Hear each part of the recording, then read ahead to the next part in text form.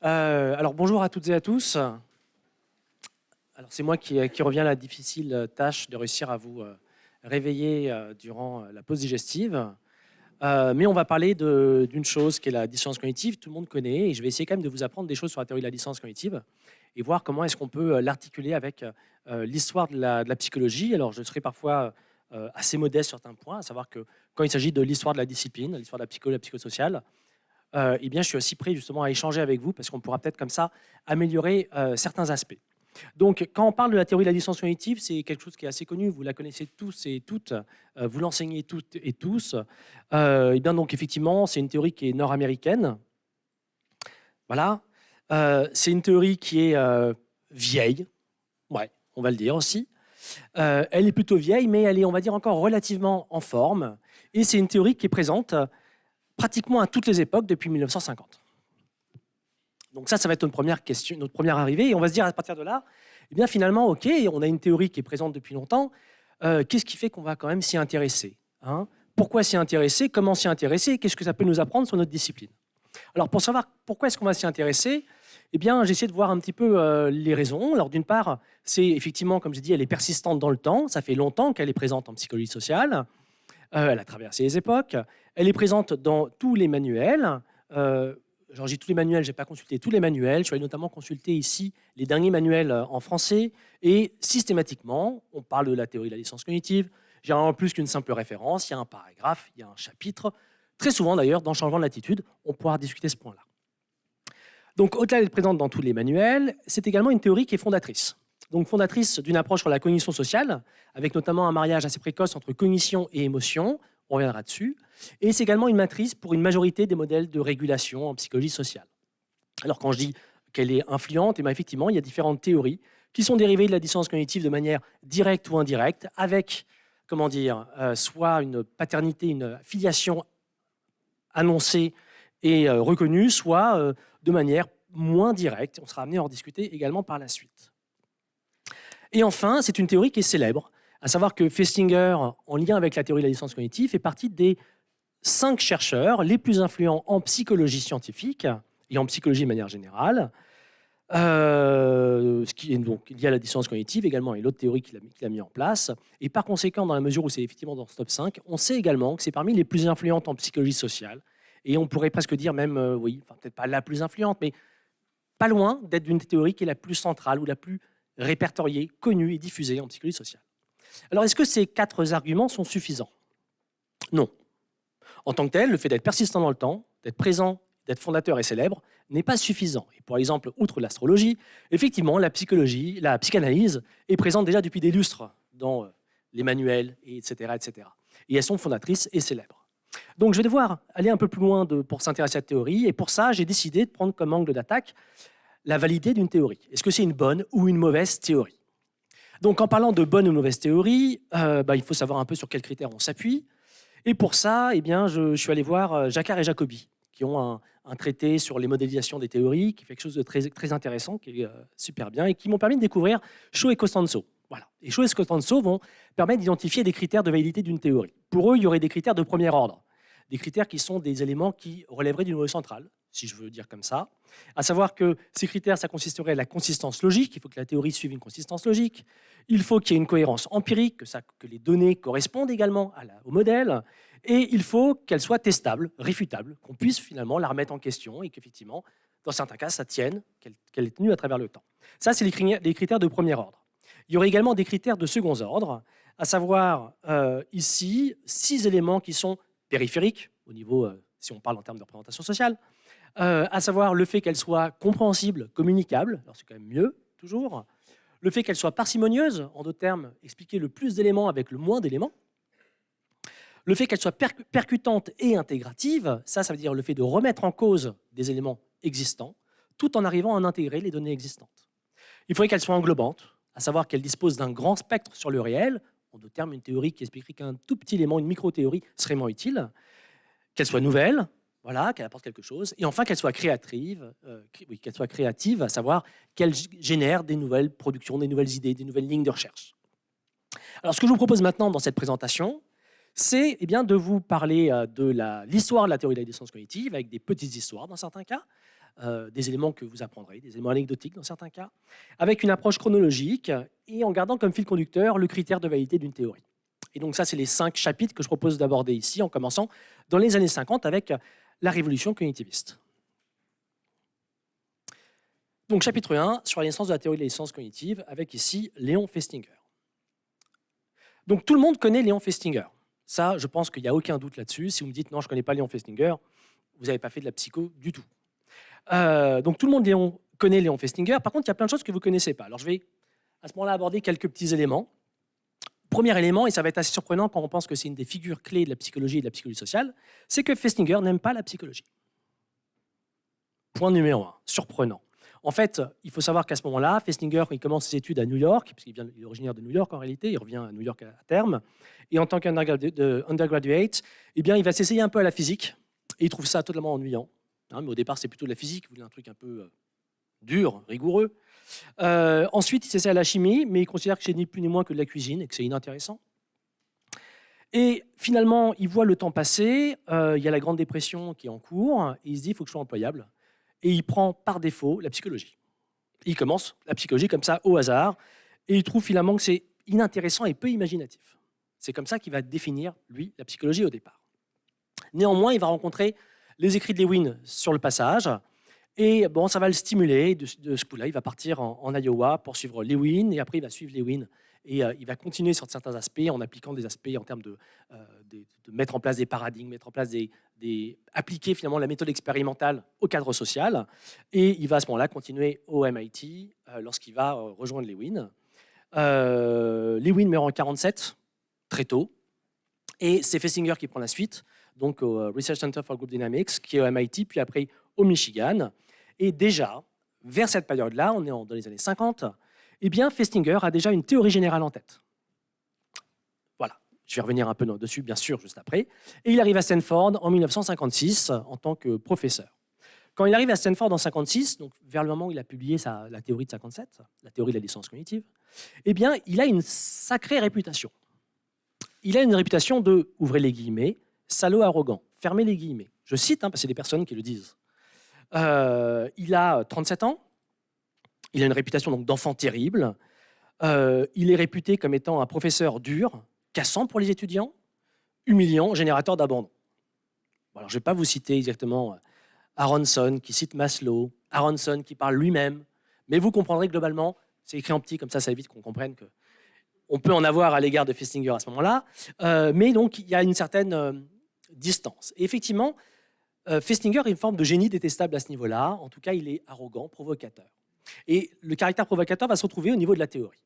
J'arrive en 1957, publication de l'ouvrage original sur la théorie de la licence cognitive. Il a pris un peu de retard, mais ce n'est pas un point qui va être important. Et ce qui va être fondamentalement important à comprendre, c'est qu'en 1957, dans le bouquin, il n'y a aucune étude qui étaye la théorie. Aucune étude expérimentale. Tout au plus, on peut dire, oui, il y a Brehm 1956 qui se retrouve dedans, mais Brehm 56, ce n'est pas vraiment fait pour la théorie de la licence au départ. Et lui-même le reconnaît, c'est-à-dire que dans le préambule, il dit voilà, bon, l'auteur, parlons de lui bien sûr, hein, l'auteur aurait dû attendre 4 ou 5 ans avant d'écrire ce livre, c'est vrai, mais bon, finalement, j'ai considéré que la théorie était suffisamment mature, et puis il y en a d'autres qui feront les tests pour moi. Donc il le fait en 57 comme cela, et ce qui fait que vous imaginez qu'à ce moment-là, la théorie, comment elle va être reçue, en 58, il y a un monsieur assez important à cette époque-là, c'est un ponte de la psychologie sociale qui s'appelle Solomon Asch, qui fait une revue dans Psychcritic et qui intitule sa revue, en référence à Cognitive Dissonance, Cacophonophobia.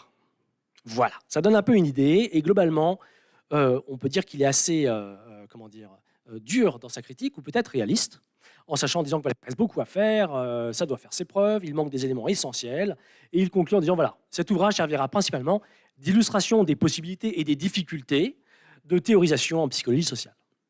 Et donc c'est dans ce cadre-là que naît la théorie en 1957. Alors quel est ce cadre général aussi qui va recevoir la théorie? On est dans les années 50, et dans les années 50, en psychologie de manière générale, et en psychologie sociale aussi en fait, eh bien, il y a une vision dominante qui est une vision behavioriste, la vision comportementaliste, qui est notamment ici, à ce moment-là, fortement influencée par Skinner et puis aussi d'autres auteurs tels que Watson. Alors, qu'est-ce qu'on a d'important à ce niveau-là? Ce qu'il faut comprendre, c'est que on a, dès les années 30, cette révolution behavioriste. Et dans les années 50, va arriver une nouvelle mode, qui est la révolution cognitiviste. Alors, ça peut être discuté. Il y en a beaucoup d'auteurs qui ont discuté ça, notamment Wartrin et Darwish, qui font un excellent travail là-dedans, pour considérer finalement au départ, non, la psychologie est cognitiviste au départ. On s'intéresse au processus, on s'intéresse même éventuellement à l'âme, etc. Et finalement, en 1930, ce serait une révolution comportementaliste, behavioriste, et c'est uniquement dans un second temps qu'il y aura une contre-révolution cognitiviste qui aborde des nouveaux outils. Mais globalement, ce qu'il faut comprendre, c'est que la psychosociale, à ce moment-là, est dominée également par une vision behavioriste. Parmi les éléments qui reviennent, et là je vous apprends rien, il y a la notion de renforcement. Récompense, punition, avec l'idée que les comportements qui sont renforcés positivement vont être maintenus récurrents, tandis que ceux qui sont sanctionnés négativement sont abandonnés et évités. Au niveau de la littérature en psychologie sociale, il y a un champ qui est très important, qui est le champ de la communication persuasive. Ce champ, il est notamment porté par ce qu'on appelle l'école de Yale à ce moment-là, avec un auteur clé qui est Karl Hovland. Et ce que fait Karl Hovland, finalement, c'est une forme de behaviorisme de la communication, c'est comme ça que je l'interpréterai, à savoir qu'il s'intéresse aux effets de source, aux récompenses, etc., sur la modification des attitudes d'une cible. Et globalement, il y a les études très classiques, toutes celles que vous utilisez et que vous connaissez en cours, Hovland et Weiss, qui finalement ressemblent à ça, à savoir qu'on a finalement un message persuasif, plus une source qui est fortement crédible versus faiblement crédible, et on montre que lorsque c'est associé à une source fortement crédible, ça produit plus de changements d'attitude. Autre cas d'étude qui est encore plus exemplaire, si on prend Janis, qui est un collègue de Hovland, il y a ce cadre avec un message persuasif, plus des aliments désirables versus absence d'aliments, et on montre que lorsque le message est associé aux aliments désirables, il y a plus de changements d'attitude. Donc, ni plus ni moins, stimulus neutre plus stimulus affectif produit incoloration du stimulus. Et donc, ce que propose Festinger en 1957, c'est une relecture cognitiviste des travaux de la communication. Et ça, souvent, ce n'est pas vraiment entendu parce qu'au départ, il se place dans un cadre purement d'information, pas de comportement. Ça repose sur plusieurs antécédents, notamment les travaux sur la diffusion des rumeurs, quand il était au Michigan, un séminaire qui pose toutes les bases en 1954 de son ouvrage, et puis comparaison sociale de manière indirecte, on pourra en reparler. Et enfin, bien sûr, l'information des croyances avec l'étude de la secte de Marianne Kitsch en 1956. Et globalement, donc, il propose une théorie générale de gestion des informations. À ce niveau-là, la théorie qu'il propose en 1957 est une théorie qui, alors c'est en tout petit, qui présente une consistance logique, une cohérence empirique, parce qu'il va quand même s'appuyer sur des publications qui ont été faites, donc il s'appuie là-dessus pour faire une relecture, une testabilité, parce qu'il y a des possibilités de le tester, et puis bien sûr, elle est extrêmement englobante finalement, etc. etc. Donc ça, c'est le modèle en 57. Alors je me suis posé une question, comment je vais réussir à faire en sorte de vous faire une présentation sur l'histoire de la théorie de la dissonance sans parler du tout de la théorie. J'ai essayé de réfléchir à ça, je me suis dit non, je ne peux pas. Donc je vais quand même le faire en 4 diapos, parce que ça va être fondamental, sans quoi on va partir sur des mauvaises bases. Théorie de dissonance en 4 diapos, on a l'univers des individus composé de cognitions, rien de nouveau, ok, qui sont plus ou moins importantes, plus ou moins accessibles, plus ou moins saillantes à un moment donné. Voilà. Ces cognitions, elles s'entretiennent entre elles des relations qui peuvent être pertinentes ou non, et ce qui nous intéresse, c'est quand elles sont pertinentes, et qu'elles entretiennent entre elles une relation qui est incompatible. C'est-à-dire que j'aime assister à des conférences, ça n'a aucun lien avec le fait de penser que la souffrance animale n'est pas tolérable. Le fait de penser que la souffrance animale n'est pas tolérable est consistant avec le fait d'être devenu végétarien en 2017. Alors, c'est pas vrai, malheureusement, c'est pas vrai. Et par contre, ça entretient une relation inconsistante avec le fait de considérer que ça n'est pas tolérable, mais dès que j'en ai l'occasion, je mange de la blanquette de veau. Il me semble que c'est au menu ce soir, dans le repas de gala. Et à ce moment-là, cette relation inconsistante devrait générer, lorsque les cognitions sont accessibles, un état de dissonance cognitive. Cet état, il se traduit par un inconfort psychologique et il motive à réduire cette dissonance, avec un discours qui est discutable sur ce que c'est que la dissonance. Donc globalement, 2 cognitions inconsistantes qui va générer l'état de dissonance qui motive la réduction de l'inconsistance. Encore une fois, ici, je ne vous apprends rien. Voilà, quelques autres informations qui font partie des bases de la théorie, l'histoire de magnitude de dissonance, c'est-à-dire que plus c'est important dans les cognitions, plus l'état de dissonance est important, plus la motivation à réduire est fort. Des éléments de ce ordre-là. Troisième élément qui va être important, c'est que du coup, la stratégie, elle va être fondamentale. Et à ce moment-là, dans l'ouvrage de 57, il y a différentes stratégies qui sont anticipées. Et pour réduire la dissonance, on s'appuie finalement sur la résistance au changement des cognitions. C'est-à-dire sur les cognitions qui est la moins résistante, qui va s'adapter entre 2 éléments d'information. Par exemple, entre la souffrance animale et la blanquette de veau. Si la blanquette de veau est plus résistantes, notamment grâce à des facteurs tels que la répétition, la liberté, ce qu'on appelle parfois aussi communément l'engagement, eh bien, on va avoir un comportement qui est plus résistant. Et par conséquent, c'est davantage l'attitude qui va se modifier, en trouvant que c'est moins important, par exemple, changement d'attitude, ou d'autres formes qui existent dans la littérature, telles que la restructuration cognitive, la trivialisation, le fait de considérer qu'il n'y a pas tant de lien entre les deux éléments. Hein. Vous savez qu'au niveau du mythe paradoxe, on a tendance à faire de la dissociation, considérer que, bon, il y a les animaux, il y a la viande, mais c'est pas pareil. Et enfin, le déni de responsabilité, quand on peut engager la responsabilité de l'individu. Dans d'autres cas, l'attitude peut être plus centrale, saillante, ça renvoie à l'identité sociale, etc. Et auquel cas, c'est l'attitude qui va être plus résistante et davantage le comportement qui va changer.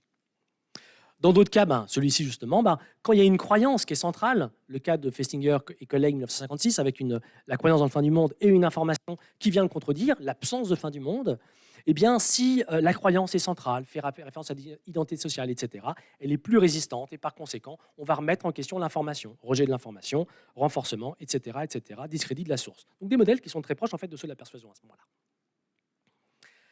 Et donc, ce que fait Festinger en 1957, parce que je vous dis qu'il était provocateur, il est un peu arrogant, etc., eh bien, il va rentrer en conflit direct avec les modèles behavioristes. Et notamment, il fait un premier choix, c'est de se focaliser sur le changement d'attitude, ce qui est finalement le point central de la persuasion.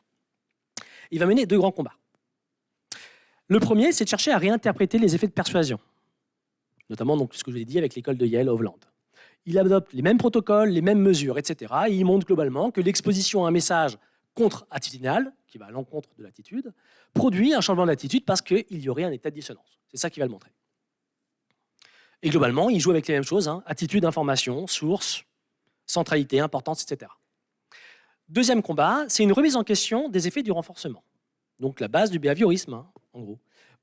Et d'autrement, ça vous le connaissez tous, c'est les prédictions inverses des effets de renforcement, récompense, punition. Et globalement, montrer que le fait d'être faiblement payé pour réaliser un comportement problématique amène les individus à changer davantage d'attitude. Donc quelque chose de vraiment contre-intuitif. Alors, qu'est-ce qui va se passer au niveau de ce premier combat dans les années 50 ? Eh bien, c'est que très rapidement, ils vont abandonner l'approche sur l'information source de dissonance. Ça va être abandonné et en fait, on pourra voir que ça va être discutable. Il y a plein de raisons pour lesquelles on n'aurait pas dû l'abandonner en tant que tel, mais là, ils vont l'abandonner. Et notamment, Brehm et Cohen en 62, première synthèse et révision de la théorie, dit non, bon, finalement, ça, on laisse tomber. Notamment parce que c'est peu parcimonieux, peu créatif, peu nouveau. Finalement, on rajoute des éléments, mais ça a les mêmes effets, donc à quoi bon ? Concernant la remise en question du behaviorisme, ça vous le savez, ça a plutôt marché, puisque aujourd'hui on accepte tous le fait que oui, effectivement, être moins payé, ça va générer la dissonance, donc on va trouver être davantage favorable, etc., etc.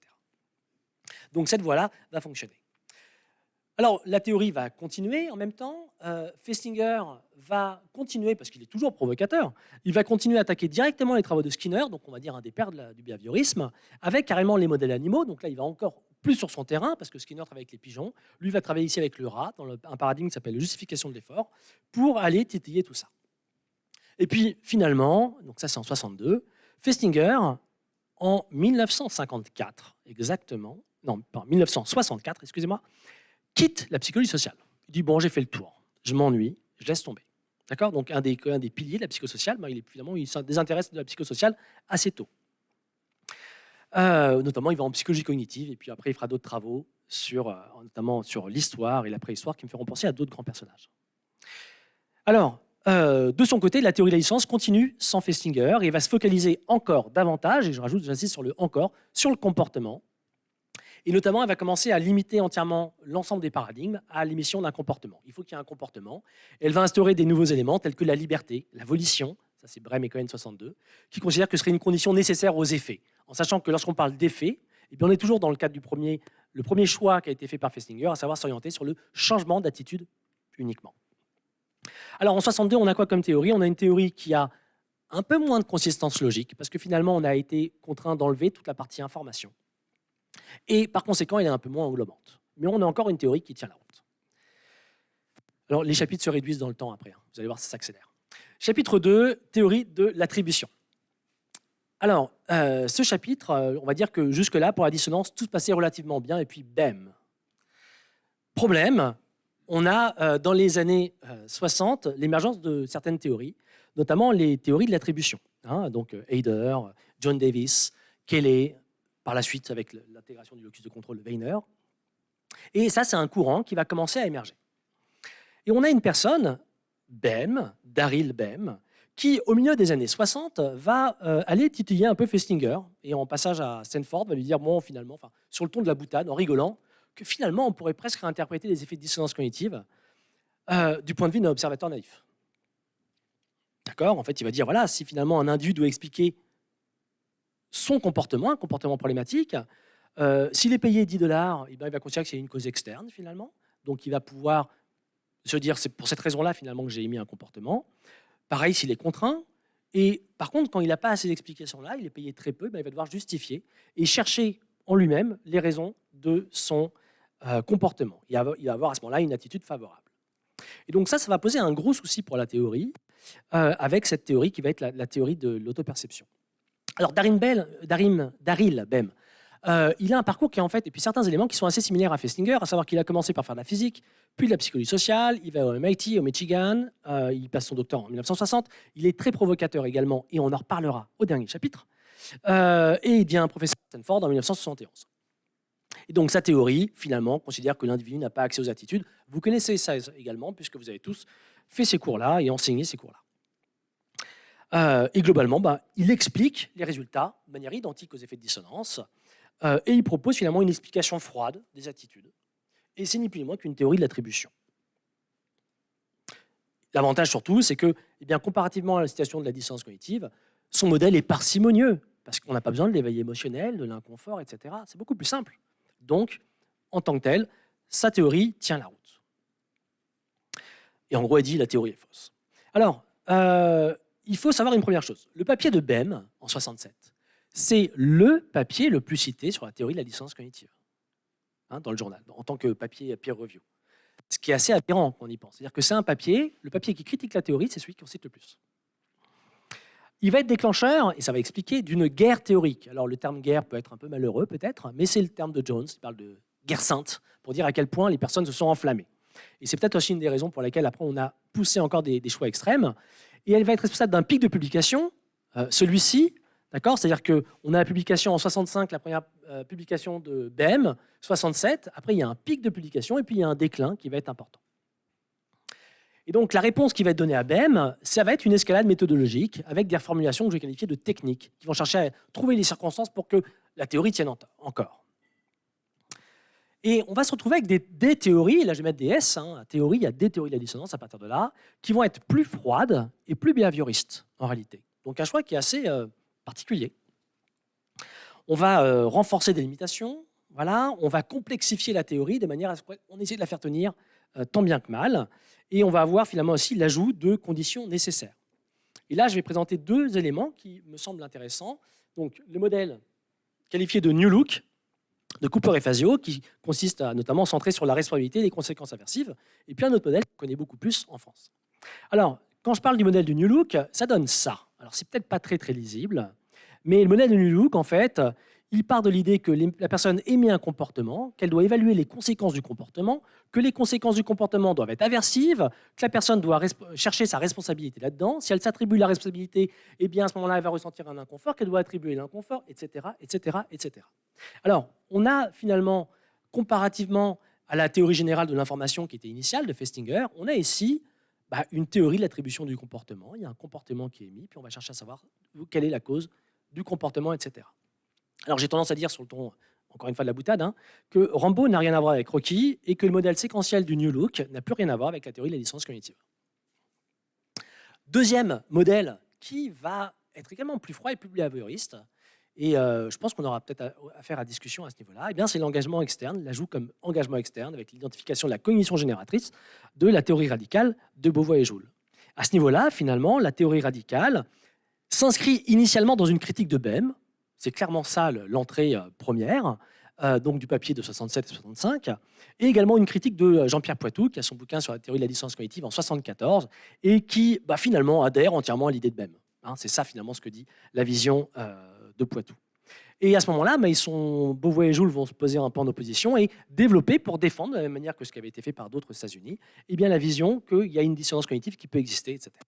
Et pour ça, ils vont s'appuyer sur l'engagement externe, l'attribution de responsabilité, c'est ça finalement cet engagement externe, à savoir le fait de se considérer comme étant responsable de son comportement. Et ils vont, outre les conditions génératrices, considérer qu'en absence de comportement, il n'y a pas de dissonance.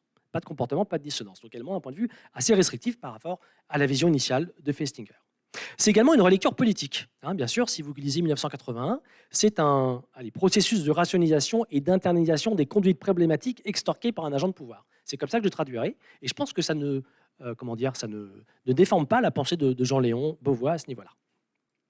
Et puis après, bien sûr, il y a l'émergence de toute une littérature sur la soumission librement consentie. Je vais revenir dans un instant dessus.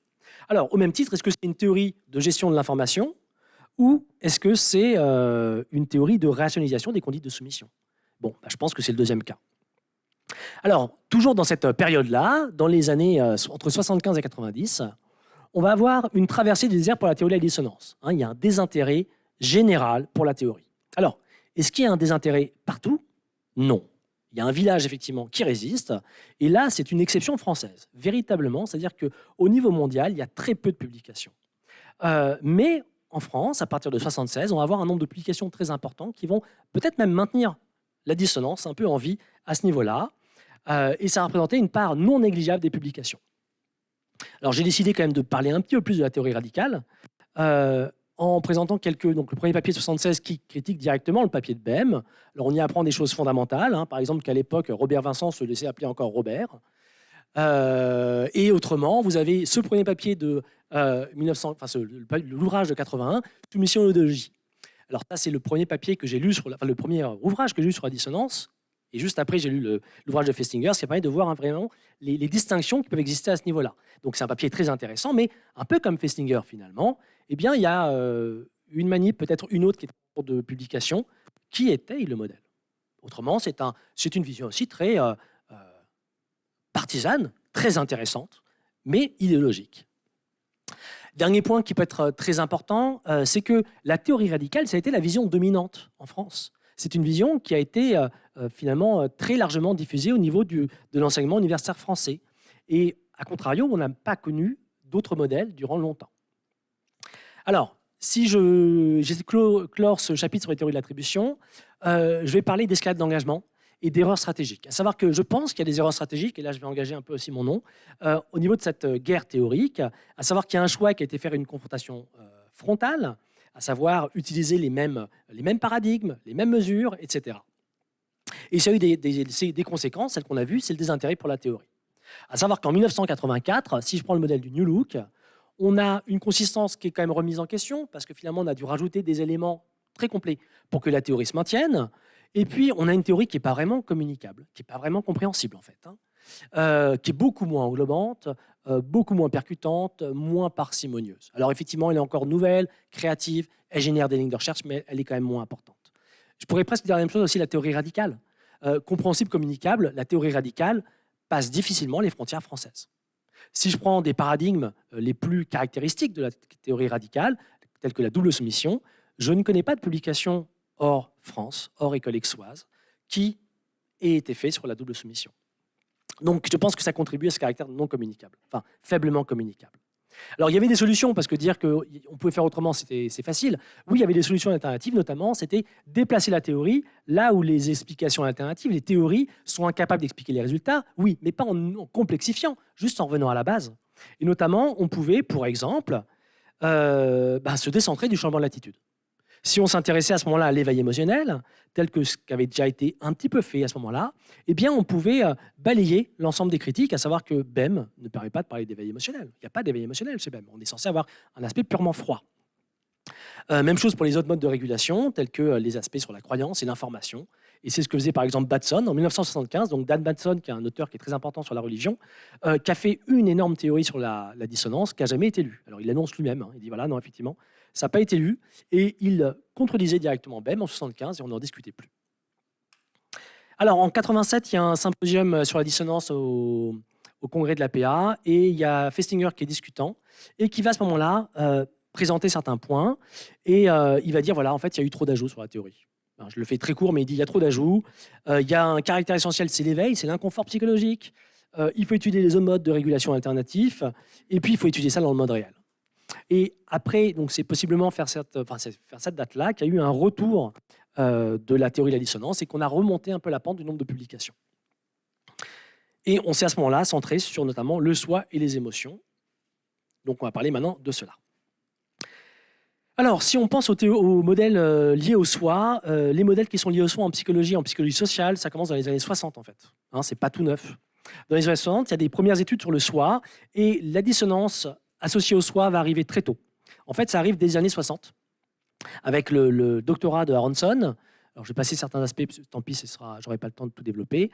Et avec des papiers tels que celui de Aronson et Carl Smith 62, qui sont la base du self-fulfilling prophecy, qui montrent globalement que lorsqu'une personne s'attend à être très performante et qu'elle a un feedback négatif de performance, eh bien, ça va ressortir de la dissonance, elle va chercher à améliorer sa performance.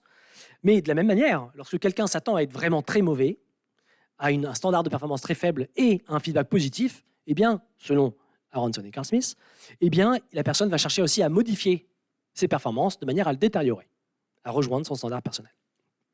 Et donc ça, c'est la base du Self-Consistency Theory, qui est finalement une révision précoce et parallèle au modèle qui porte sur la responsabilité et l'engagement. Voilà. Alors, avec l'idée que globalement, je suis quelqu'un de bien, j'ai fait quelque chose de mal, c'est pour ça qu'il y a la dissonance. Si la personne considère que c'est quelqu'un de mal, faire quelque chose de mal n'est pas problématique. Alors, on peut se poser la question, pourquoi est-ce qu'on en parle que maintenant, dans le chapitre 3, des modèles sur soi, sur le soi, finalement? Parce qu'en fait, Elliot Aronson a quitté la recherche fondamentale au début de sa carrière. Très tôt, il dit non, en fait, finalement, tout ça, ça ne m'intéresse pas. Moi, je veux être sur le terrain. Je veux faire des choses concrètes. Il veut s'intéresser à la réduction des préjugés. Et notamment, il développe le Jigsaw Classroom, etc. Et il va revenir dans les années 90. Et quelque part, c'est vraiment l'élève modèle de Festinger. En parallèle, la littérature a travaillé indépendamment de la théorie de la dissonance. Ça, c'est fondamental. Ils n'ont pas attendu la théorie de la dissonance, qui, elle, s'est un petit peu embourbée dans plein de trucs avec Bem. Et dans les années 80, il y a plein de modèles qui sont liés au soi. Je pense Self-Verification Theory de Swan, Self-Discrepancy Theory de Higgins, Self-Evaluative Maintenance Theory de Tesser, pour exemple. Une qui peut nous intéresser spécifiquement, parce qu'elle est plus liée à la dissonance à ce moment-là, c'est la théorie de la self-affirmation. Donc ça, tout le monde la connaît aussi, hein, l'affirmation de soi. La théorie de l'affirmation de soi, c'est une révision de la dissonance au départ, avec un objectif qui est de maintenir une image de soi positive, et avec l'idée que, quelque part, le fait d'affirmer son soi permettrait de réduire ces effets de dissonance, parce que Steele se place dans le cadre de Aronson, du modèle de Aronson. Je suis quelqu'un de bon, j'ai fait quelque chose de mal, mais j'ai donné pour une œuvre caritative, allez, ça compense.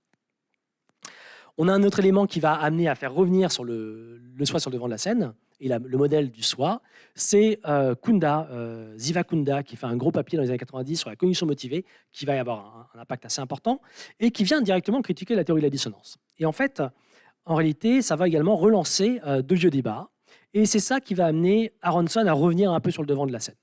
Il fait un gros papier en 1992, il a fait une petite manip, dont je vais reparler dans un instant, mais il revient sur le devant de la scène en 92, et en fait, il essaie de reconnecter à ce moment-là la théorie de la dissonance avec la littérature sur le soi. Il dit, en fait, il fait même une forme de leçon de morale. Il dit, écoutez, vous êtes bien gentils, Swan, Higgins, Tesser, là, mais les modèles que vous proposez sont directement dérivés de la théorie de la dissonance. Et donc, ça va discuter un peu, parce que c'est sur Psychological Inquiry, donc vous savez, il y a les échanges, c'est extrêmement riche. Et en fait, ça va remettre un petit peu le modèle du soi, de la dissonance, au cœur de la littérature. Il propose également un nouveau paradigme qui est l'hypocrisie induite, qui renvoie au fait de prêcher quelque chose, de plaidoyer pour quelque chose et de réaliser le contraire, qui est également dans une approche finalement appliquée dans ce qu'il avait fait, comme ce qu'il avait fait auparavant. Un deuxième élément qui va impacter vraiment la théorie de la dissonance à ce moment-là, c'est le fait qu'on travaille sur un état psychologique. À savoir qu'il y a les publications, de manière générale, dans les années 90, explosent. Si vous regardez le nombre de publications, ça explose. Et même d'ailleurs, si on regarde comparativement, la dissonance a peu de publications. Et les émotions en psychologie sociale, ça augmente également fortement dans les années 90. Ça devient un thème qui est plus intéressant, etc. Donc, de son côté, la théorie de la dissonance, elle reste sur le changement d'attitude. Et il y a quelques éléments qui sont intéressés au rôle motivationnel, à l'inconfort psychologique dans la dissonance, mais rien de très sérieux et rien qui cherche à mesurer spécifiquement l'état de dissonance. Donc, c'est-à-dire que sur le modèle que je vous ai présenté tout à l'heure, inconsistance, inconfort, réduction, eh bien, globalement, on ne teste pas ça. Et ça, c'est un gros souci. On s'intéresse à une variable qui s'appelle l'engagement. C'est-à-dire que dans toute la littérature que vous connaissez sur la théorie de la dissonance, en fait, on est en train de manipuler l'engagement dans une situation d'inconsistance. On ne manipule pas la variable clé. Problème. Il y a une boîte noire, on ne s'y intéresse pas, et on s'intéresse uniquement au changement d'attitude. Donc finalement, elle perd un peu de poids. Et on va devoir attendre qu'il y ait une personne qu'on connaît par ailleurs, Patricia Devine, qui est en dehors du champ de la dissonance, n'a pas fait de papier sur la dissonance encore. Elle va faire son premier papier sur la dissonance avec Elliott et Devine 94, qui va chercher à mesurer, à proposer une mesure de l'état d'inconfort avec un thermomètre à dissonance, ce qu'on va appeler ça par la suite, et c'est une échelle d'affect auto-rapporté. D'accord. Et globalement, on va montrer que ça va augmenter après un comportement inconsistant plus engagement, et que ça va réduire lorsque la personne a changé d'attitude. Voilà ce que va montrer ce papier globalement. Alors, qu'est-ce qu'il faut quand même se dire là-dessus? C'est que, donc, Elliott et Devine, point fondamental, c'est parmi les 10 papiers les plus cités de la théorie de la dissonance cognitive. C'est même le premier après BEM, de souvenir. Après, il y a quelques papiers en économie, en gestion, etc. Mais le premier qui va ressortir, c'est après BEM, ça va être Elliott et Devine. Enfin, ça l'était encore il y a quelques temps, en tout cas. Globalement, on peut se dire, oui, c'est super, c'est génial. Mais bon, 40 ans pour une première mesure spécifique de l'état de dissonance, c'est pas top. Méthodologie discutable. Si on commence à détailler les méthodologies, ce que je n'ai pas le temps de faire, ça va pas. Résultat discutable. Il y a des éléments qu'on pourrait parler de cherry picking, ou le fait qu'il n'y a pas de validité de la mesure, etc. Donc, faible validité. Alors, juste un petit point pour dire qu'aujourd'hui, il n'y a toujours pas d'état de mesure satisfaisante de l'état de dissonance. Toujours une théorie majeure, mais il n'y a pas de mesure du concept central. Il y a 3 conceptions qu'on peut considérer comme coexistantes. Le fait qu'il y ait un vrai état affectif aversif qui est identique pour l'ensemble des situations.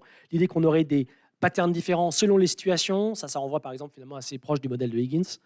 Ou alors qu'on aurait potentiellement un senti qui est spécifique. Mais il est tellement spécifique qu'on n'a pas de signifiant pour l'identifier. Et c'est pour ça qu'on a du mal à l'identifier. Et en tout cas, ça va continuer sur les questions de mesure de la dissonance, d'amener à recritiquer les aspects méthodologiques. Et ça va nous amener vers une littérature avec des mesures plus sérieuses. Je mets des guillemets tout de suite, sinon vous allez me taper. À savoir électroencéphalogramme, IRM fonctionnel. Et on en arrive au chapitre 4, sur les neurosciences sociales, où il est enfin question d'études sérieuses. Et là, si vous ne le savez pas, c'est un point d'ironie pour souligner mon point d'avis. Alors, quand on parle à ce moment de neurosciences, il y a cette personne qui va être très importante. Cette personne-là, vous la connaissez certainement, c'est sûr si vous avez fait de la dissonance, très certainement si vous avez travaillé sur les tendances à l'approche. On ne le reconnaît pas souvent parce qu'on a l'habitude d'avoir une photo comme ça, avec lui qui ressemblait encore à Peter Jackson, mais c'est Harmon Jones. Donc ce monsieur, c'est Harmon Jones, et c'est possiblement l'auteur le plus influent de la dissonance des 2 dernières décennies. Plus exactement, il a remis en question, avec ses écrits et ses nombreuses publications, l'ensemble des ajouts successifs de la théorie de la dissonance cognitive. À savoir qu'il a remis en question le soi, la responsabilité, les conséquences aversives et l'engagement. Beaucoup. Donc il est revenu vraiment à une base, et je dirais même qu'il est revenu, il a fait un premier vrai retour, et le vrai, là je vais le souligner, au noyau dur de la théorie de Festinger. Pourquoi? Parce que quand on pense au retour noyau dur, on dit théorie radicale. C'est comme ça qu'elle s'appelle radicale, parce que c'est un retour au noyau radical. Mais en fait, Beauvois-Joule revenait davantage jusqu'au modèle de Brehm et Cohen 62. Harmon Jones va plus loin, puis qui remonte jusqu'à vraiment Festinger. Impeccable. Inconsistance et éveil, avec un attrait rapide pour les neurosciences sociales. Il va notamment s'intéresser à l'approche inhibition et approche, et en lien avec la théorie de la dissonance. Et globalement, il va montrer que il va développer son action-based model avec cette question de cause ultime, avec l'idée que la théorie de la dissonance, finalement, l'objectif, c'est une action efficace, et c'est de résoudre le conflit, de réduire le conflit. Voilà, avec des tendances qui vont être liées au préfrontal cortex. Alors, qu'est-ce qu'on a appris aussi en neurosciences, dans cette montée? On a appris que... je vais passer la petite blague, c'est pas grave. On a appris plein de choses. Et si je m'appuie sur Izuma et Murayama, notamment, elle implique différentes zones. Donc, je ne vous mets pas un cerveau juste pour dire que c'est plus sérieux. C'est pour vous expliquer après ce qu'on a appris. Globalement, on a appris que ça va être lié aux zones préfrontales, notamment qui sont liées aux régulations de l'action, et également à l'insula antérieure qui est par là de souvenir. Et ces 2 éléments-là, on sait aussi qu'elles disposent de projections qui viennent du cortex singulaire antérieur dorsal, cette partie qui est devant, et que globalement, le cortex, même s'il est impliqué dans toutes les mesures, plein de mesures de psychologie dans le conflit, mais globalement, il y aurait le cortex singulaire antérieur qui est lié à l'identification du conflit, le médio-préfrontal cortex qui est orienté dans la tendance à l'action et la régulation, et ainsi que le dorsolatéral préfrontal cortex, qui serait également lié au changement de l'attitude avec potentiellement des relations causales. Je pourrais développer. On a appris aussi une chose avec cette montée en puissance des neurosciences, c'est que ça manque de puissance. Cette manque de puissance, elle a été discutée assez rapidement même si parfois on n'entend pas assez parler, on entend plus parler de la psychologie sociale, et ça me permet de faire la transition. J'en suis à 41 minutes. Et ça me permet de faire la transition sur, donc ça c'est le modèle tel qu'il est en 2010, et ça va me permettre de faire la transition vers la crise de la réplication. On en arrive à ce dernier chapitre sur la crise de la réplication, avec la question, est-ce qu'on peut encore faire confiance aux vieilles théories? Et ça, c'est une vraie question qu'on doit se poser. Donc non, ça n'est pas Daryl Bem déguisé en Wonder Woman, hein, je préviens. Donc, en 2011, on est à l'année zéro de la crise. On a deux événements qui sont marquants pour la psychosociale. On a Dietrich Stepel et Daryl Bem. Et en fait, donc, vous savez bien ce qui s'est passé. Stepel, c'est de la fraude concrète, la création de données. Sur le nombre de papiers, j'ai vérifié tout à l'heure, je crois qu'il y a 50 papiers qui ont été retirés. Hein, c'était quand même une sommité. Voilà. Quant à Daryl Bem, il publie un papier sur les précognitions dans le JPSP avec 8 études qui montrent que ça marche, on arrive à voir le futur. Donc, crise de confiance, crise de méthode, crise de réplication. Et globalement, ça va relancer des vieux problèmes parce que ce n'est pas des choses neuves. Enfin, des choses neuves telles que le manque de puissance statistique, on le connaît depuis 1960. Les questions de manque de transparence, de hacking, de p-hacking, de cherry picking, de file drawing. Et ça va être une nouvelle ère pour ce qui reste de la discipline. Concrètement, en fait, à quoi ressemble la psychologie sociale aujourd'hui si on regarde sur certains blogs? Eh bien, on nous dit bon, la plupart des données de psychologie sociale sont fausses. C'est ça qu'on entend. Et puis, il y a une autre réponse qui a été donnée, c'est finalement, on peut essayer de faire quelque chose de mieux, on va essayer de réparer tout ça, et c'est là qu'émerge notamment avec des personnes telles que NOSEC, le Center for Open Science. Comment est-ce qu'on a des éléments de renaissance de cette discipline, toujours difficile? Je vais aller très vite pour réussir à respecter le timing, à savoir qu'il y a la réplication. Alors, moi, j'ai 43 minutes affichées sur mon moniteur. On a commencé en retard. Donc, si je dois finir, donc je vais vous dire que ça, bon, vous savez ça, mais c'est fondamental quand même de le dire, c'est qu'on a des problèmes, d'accord? Il y a des problèmes en psychologie sociale. Et ça, c'est important de le dire dans une conférence sur l'histoire de la psychologie sociale. Et qu'à partir de là, on peut se poser la question aussi, pourquoi est-ce que la théorie de la licence n'a pas été remise en question encore? À savoir qu'il y a eu des RRR, ego depletion. C'est sympa, mais c'est moins vieux. C'est moins central. On a mis des questions sur le priming, c'est important, formation d'impression, School and Wire, etc., qui montrent globalement qu'il n'y a pas d'effet, si je résume court. Qu'en est-il de la théorie de la dissonance? Moi, je travaille sur la dissonance depuis près de 20 ans maintenant. J'aimerais bien savoir ce qu'il en est. Alors, je vais vous passer des aspects pour arriver juste à la fin, pour vous dire qu'il y a des solutions. Ces solutions, elles nécessitent par contre qu'il y ait effectivement une prise en compte collective et une stratégie collective. Et c'est comme ça qu'est né en 2018 le projet de RRR sur la dissonance cognitive, qui faisait un projet de réplication à grande échelle d'un modèle avec un renforcement statistique, avec une réplication conceptuelle avec amélioration, plan de seulement à 6 groupes, avec une puissance statistique supérieure à 99%, avec des procédures en double aveugle et avec un maintien de l'interaction sociale dans la mesure où, pour certains reviewers et pour également certaines théories, c'était fondamental. Le projet a été accepté dans In Principle Acceptance Stage 1 dans Advanced Method and Practices in Science. Il y a 50 laboratoires, plus de 50 laboratoires qui sont impliqués, 23 pays de tous les coins, notamment aussi les pays pour avoir une approche interculturelle avec des pays qui sont interdépendants ou indépendants, et plus de 5000 participants. Conclusion. D'accord? Pour de cette promenade historique. Donc, il a fallu que je tire une conclusion et j'ai appelé ça une promenade. Pourquoi? Parce que finalement, si on regarde bien, on arrive où? On part d'où? Et s'il y avait une ligne directrice vers laquelle on partait? Non. L'évolution des théories est parfois semblable à une promenade. On fait des allers-retours, il n'y a pas de vue d'ensemble du parcours. On avance sans savoir. On subit des modes, des paradigmes, on pourrait dire, au sens de Kuhn, des sentiers qui existent et qui sont orientés, qui nous orientent. Et il faut parfois attendre des années pour redécouvrir un chemin qui existait, qui était là depuis le début, mais qu'on n'a pas pris. Donc globalement, on peut dire qu'elle est aveugle et qu'il n'y a pas de stratégie d'ensemble. C'est peut-être une mauvaise chose, en fait, au passage. Deuxième élément, c'est que la méthode scientifique est autocorrective. Ça, c'est oui, on le savait, ça fait partie des critères de la méthode scientifique, mais il faut quand même qu'on lui laisse du temps parfois. Et ça, c'est dommage. Peut-être trop de temps. L'élégance de la théorie ne fait rien, et peut-être qu'on peut remettre en question parfois, avec un RRR, 70 ans d'études. On verra, ce qui amène à considérer que, contrairement à une bonne blague, ce qui compte, ce n'est pas la chute, mais c'est le chemin parcouru. Je vous remercie.